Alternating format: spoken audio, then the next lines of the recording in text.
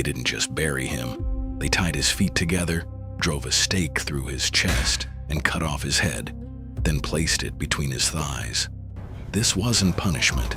This was a precaution. The Vikings had a word for what they were afraid of. Draugr. Not a ghost, not a spirit. A corpse that never stopped being strong and never stopped being angry. Norse sagas are full of them, but the most detailed account comes from the Grettis Saga, written down in the 1300s about events centuries earlier. A shepherd named Glam dies alone on a farm in Iceland, out in the snow, refusing Christian burial. Soon after, the farm's animals are found broken and mangled. Then people, villagers start vanishing at night, their bodies discovered twisted in ways no living attacker could manage. Eventually, the hero Grettir waits for him in the dark. When Glam rises, the saga says his eyes glowed in the moonlight, and he was stronger dead than he had ever been alive. Grettir barely survives the fight, and even after decapitating him and burning the body, Glam curses Grettir with his final words: bad luck, exile, and a violent death, all of which, according to the saga, come true.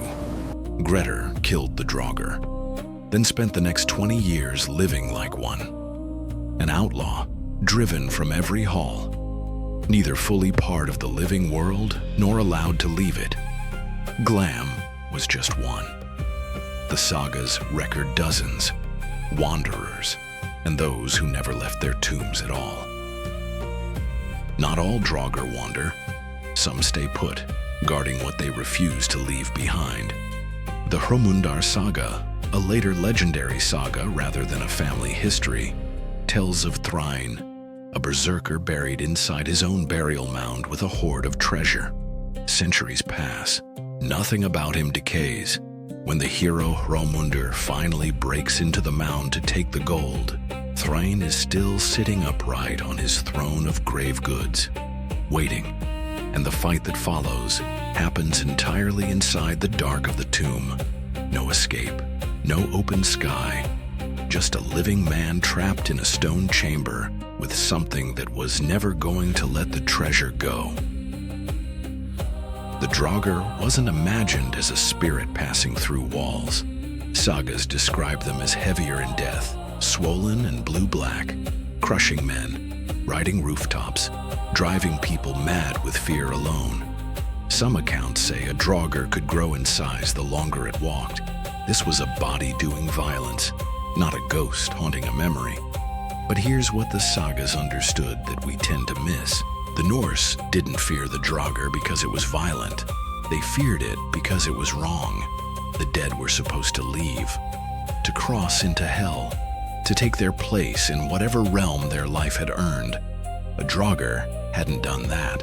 It was trapped, not by chains, but by its own refusal. Still here, still wanting. That's not a monster. That's a soul that couldn't finish its own story. That cosmological anxiety is exactly what Viking burial ritual was designed to solve. Because Norse burial wasn't really about honoring the dead. It was about controlling them. Grave goods weren't gifts. They were bribes, meant to keep the dead comfortable enough not to walk. Stones piled on graves weren't just markers. They were weight, meant to hold a body down, feet bound, heads removed, and placed apart from the body, so a Draugr couldn't find its own skull to work with.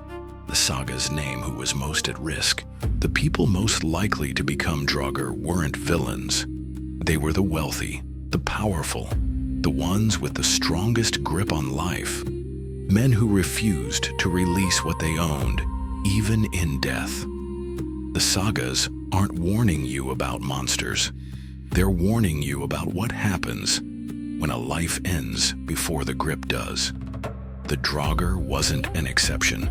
It was a warning about what any man becomes when he refuses, when he cannot let go.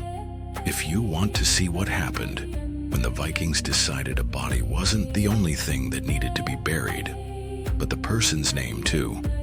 Watch what a need sting could do to a man's reputation. Links on screen now.